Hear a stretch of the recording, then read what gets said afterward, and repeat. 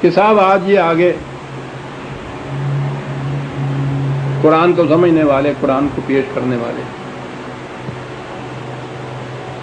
ہمارے ائمہ اکرام، ہمارے سلف صالحین، ہمارے مقربین، ہمارے بزرگ جو تھے وہ کوئی قرآن نہیں سمجھتے تھے صاحب. وہ تو یہ بات ہوگی کہ وہ سمجھتے تھے. اور اس کے بعد یہ جو کہا جاتا ہے کہ یہ ہمارا فیصلہ غلط ہے، مسلک غلط ہے، عقیدہ غلط ہے، یہ تو تواتر سے چلا آ رہا ہے، متوارث چلا آ رہا ہے، اجماع ہے اس کے اوپر علماء کرام کا، امت کا اجماع اس کے اوپر چلا آ رہا ہے، اسلاف سے یہی چلا آ رہا ہے. سارے وہ دلائل جو قرآن کہتا ہے یہ لوگ پیش کرتے تھے.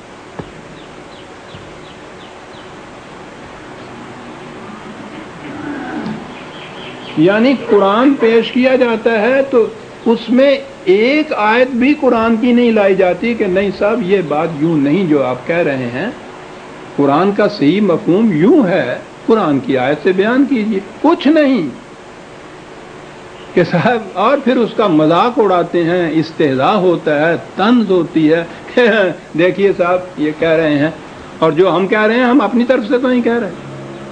یہ تو اسلاف کا مسلک ہے جسے کہہ رہے ہیں. کتنی بڑی سند ہے، خدا کی کتاب ایک طرف رہی کہتی رہے جو یہ کہتی ہے.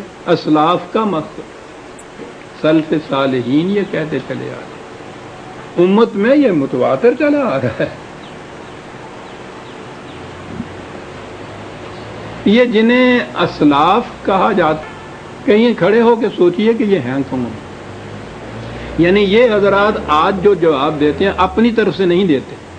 یہ کوئی ان میں سے کہے گا کہ میرا جواب یہ ہے اس معاملے میں. انہیں خود اس کا احساس ہے نا کہ جواب اتنا کمزور ہے کہ یہ بات چل نہیں سکے گی، اپنی طرف سے کچھ نہیں کہیں گے. پھر لوگ یہ بھی جانتے ہیں کہ ہم کیا ہیں،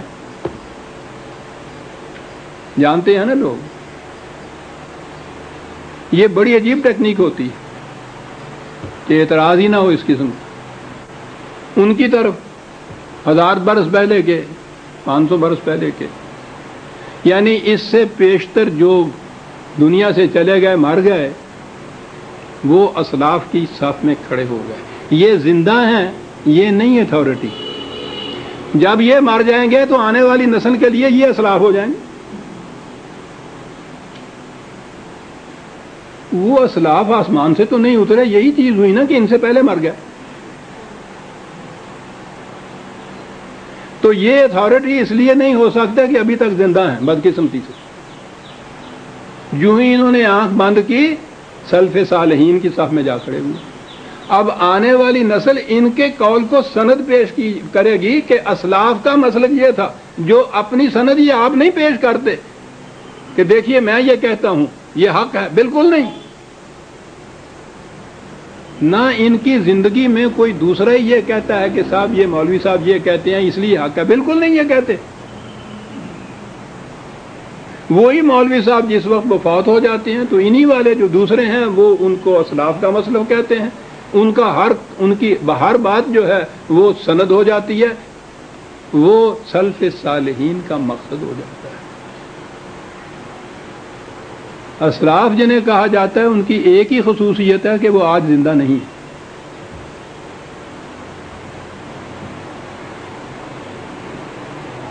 تو ان میں سے بھی جو چاہتا ہے نا کہ سند بن جائے، اسے چاہیے کہ جلدی سے اسلاف میں شامل ہو جائے.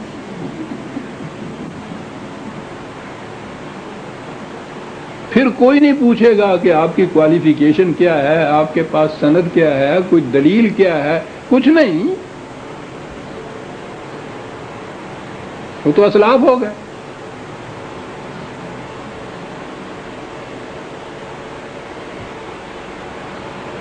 قرآن کریم نے متعدد مقامات پر اس نیت کی، اس جواب کی، اس استدلال کی تردید کی ہے.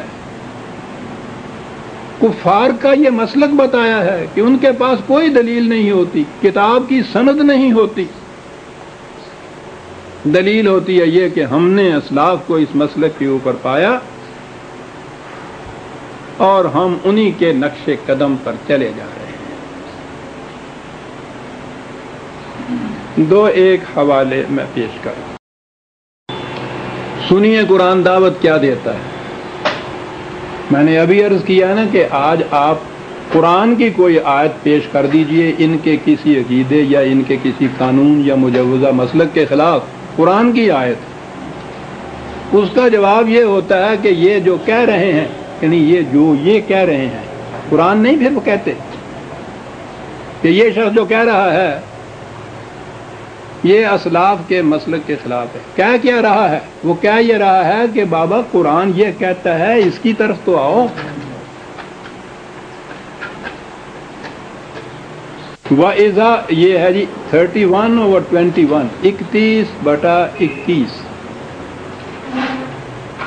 وَإِذَا قِيلَ لَهُمُ اتَّبِعُوا مَا أَنزَلَ اللَّهُ، جب ان سے کہا جاتا ہے کہ جو خدا نے نازل کی ہے کتاب قرآن مجید اس کا اتباع کرو، اس کی پیروی کرو، قالوا بل نتبع ما وجدنا علیہ آباءنا، تو جواب میں کہتے ہیں کہ نہیں صاحب، ہم تو اپنے اسلاف کے مسلک پر ہی چلتے چلے جائیں۔ دعوت دی جا رہی ہے ما انزل اللہ کی طرف، جواب میں یہ نہیں ہے کہ اس کی کوئی اور تشریح یا تفسیر بیان کر دیں یا کوئی اور حوالہ دے دیں، آتے ہی نہیں ہے اس طرف، سوال ہی نہیں ہے کہ ما انزل اللہ کی کوئی اہمیت ہو، کہ نہیں صاحب ہم تو اپنے اسلاف کے مسلک کی طرف چلے جائیں۔ قرآن کا جواب یا خدا کا جواب ہے اَوَلَوْ كَانَ الشَّيْطَانُ يَدْعُوهُمْ إِلَىٰ عَذَابِ السَّعِيرِ، جو بات یہ کہتے ہیں یا جو مسلک اختیار کرتے ہیں، خواہ وہ شیطان کی دعوت ہی کیوں نہ ہو جو انہیں جہنم کی طرف بلا رہا ہے، کہتے ہیں ہم چلتے جائیں گے اسی راستے کے اوپر۔ سوچیے عزیزان من، اس سے زیادہ سخت الفاظ بھی کوئی اور ہو سکتے؟ شیطان کی دعوت جو جہنم کی طرف بلا رہا ہے، راستہ تو وہ ہے جس پہ چل رہے ہیں،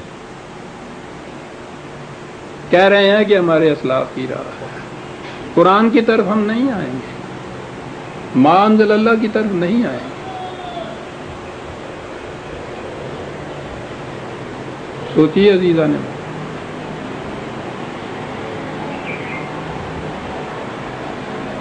کیا ہے مذہب جس پہ ہم چلے جا رہے ہیں؟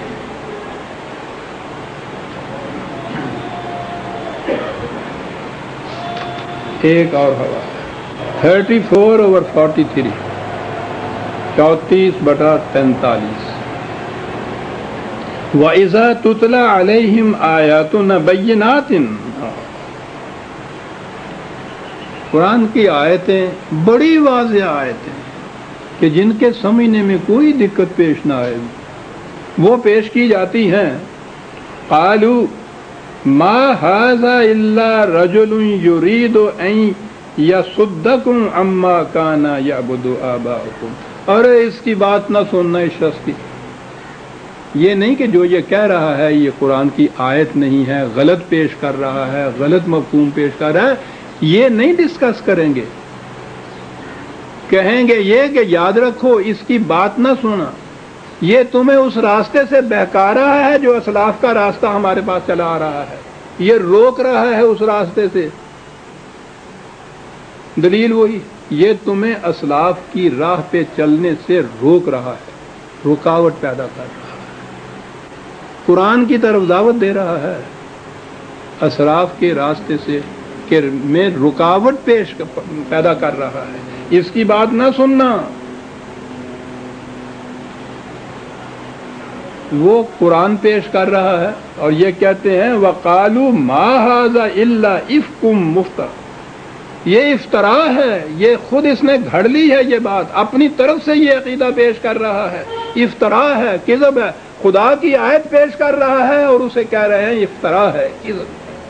کیوں؟ اسلاف کے راستے کے خلاف جا رہی ہے، اس کی راہ میں یہ رکاوٹ بن رہا ہے۔ جرم اس کا ملاحظہ فرماؤ، خدا کی کتاب پیش کر رہا ہے، یہ کوئی کریڈیٹیبل بات نہیں، اسلاف کے راستے میں رکاوٹ بن رہا ہے۔